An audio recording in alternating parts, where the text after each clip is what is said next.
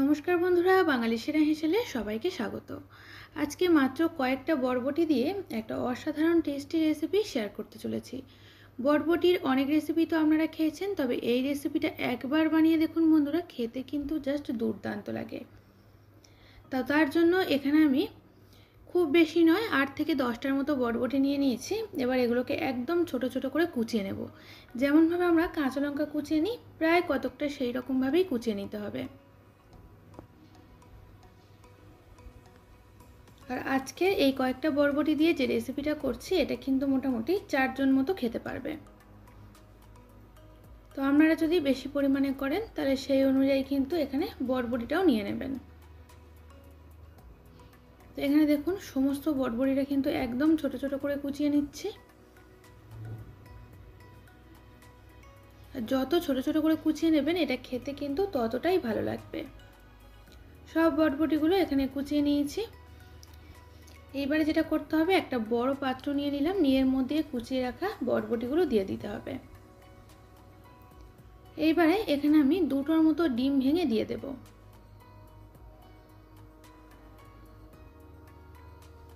তো আপনারা চাইলে 2টোর পরিবর্তে 3টে ডিমও দিতে পারেন।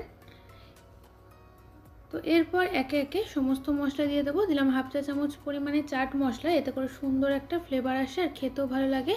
অল্প একটু হলুদের গুঁড়ো দিয়ে দিলাম, অল্প পরিমাণে একটু লাল লঙ্কার গুঁড়ো দিয়ে দিলাম ঝালের জন্য, আর দিলাম 1/2 চা চামচ পরিমাণে ধনের গুঁড়ো, আর সব শেষে দিলাম স্বাদ মতো লবণ। এরপর এখানে দিয়ে দিচ্ছি 2 টেবিল চামচ পরিমাণে বেসন। আর এখানে কিন্তু আমি এক্সট্রা কোনো জল অ্যাড করব না। এই ডিমের সাথে বেসন আর সমস্ত কিছু খুব ভালো করে ফেটিয়ে নিতে হবে।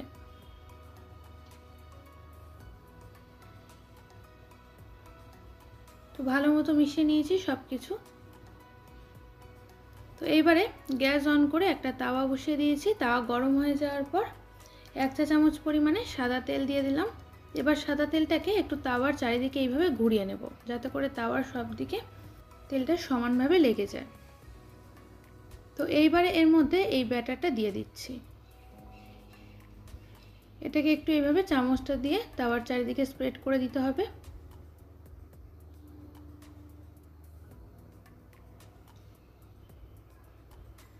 তো এইবারে গ্যাসের ফ্লেমটাকে একদম লো করে দিয়ে ঢাকা চাপা দিয়ে 2 মিনিটের মতো রান্না করলাম। 2 মিনিট পর ঢাকনাটা খুলে নিলাম। তো দেখে নেব নিচটা কেমন হয়েছে বা কাঁচা আছে কিনা। দেখুন নিচটা কিন্তু খুব সুন্দরভাবে হয়ে গেছে, কিন্তু এইভাবে একেবারেই তোলা যাবে না। এটা এইভাবে তুললে কিন্তু এটা ভেঙে যেতে পারে। সেই জন্য ওপর থেকে একটা প্লেট বা থালা দিয়ে এইভাবে তাওয়াটাকে তার উপর উল্টে দেবেন, দিয়ে আবারও ফের উল্টো সাইডটা তাওয়াতে দিয়ে ওই দিকটাকেও ভেজে নেব। তো এইভাবে করলে এটা কিন্তু খুব সহজে তাওয়া থেকে তোলা যায় আর ভেঙে যাওয়ার সম্ভাবনাও একেবারেই থাকে না। ঢাকা চাপা দিয়ে আরও মিনিট খানেকের মতো উল্টো সাইডটাকেও ভেজে নিলাম। দেখুন উল্টো সাইডের কালারটাও কিন্তু চেঞ্জ হয়ে গেছে। তো এইবার এটাকে একটা প্লেটে করে নামিয়ে নিলাম, নিয়ে সামান্য একটু ঠান্ডা হয়ে যাওয়ার পর পিস করে কেটে নেব। এরপর একটা কড়াই বসিয়ে কড়াইতে দিয়ে দিলাম 2 টেবিল চামচ পরিমাণে সাদা তেল। এর মধ্যে ফোড়নে দিয়ে দিলাম অল্প একটু গোটা জিরে। তো জিরেটাকে প্রথমে একটু ভাজা ভাজা করে নিচ্ছি।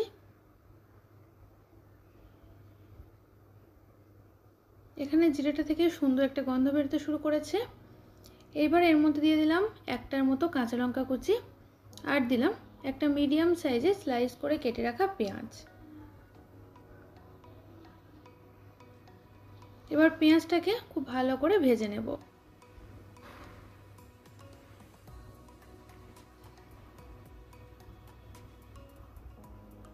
দেখুন পেঁয়াজের কালার চেঞ্জ হতে শুরু করেছে। এইবার এখানে দিয়ে দিচ্ছি আদা রসুনের পেস্ট। তো এখানে আমি 1/2 ইঞ্চি পরিমাণে আদা আর 4 কোয়ার মতো রসুন পেস্ট করে নিয়েছিলাম, তো সেটা দিয়ে দিলাম। আদা রসুনের পেস্টটাকেও ভেজে নেব। তো এইবার এখানে সমস্ত গুঁড়ো মশলাগুলো দিয়ে দেবো। তো সেজন্য তার আগে অল্প একটু জল যোগ করছি। এতে করে কি হয়, গুঁড়ো মশলাগুলো দেওয়ার পর কিন্তু আর হঠাৎ করে পুড়ে যাবে না।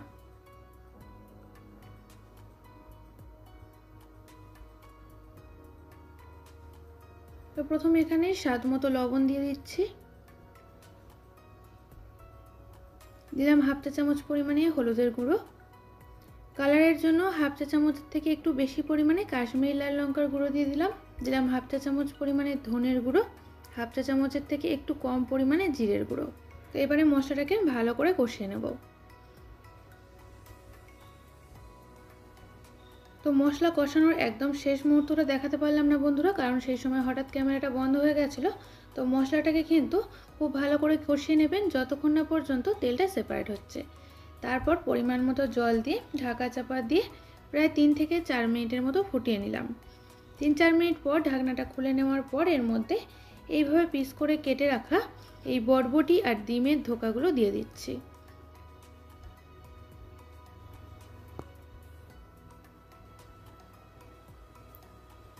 তো এইবারে টেস্টটাকে ব্যালেন্স করার জন্য এখানে আমি অল্প একটু চিনি যোগ করছি। তবে এখানে যদি কেউ চিনিটা দিতে অপছন্দ করেন তাহলে কিন্তু চিনিটা নাও দিতে পারেন।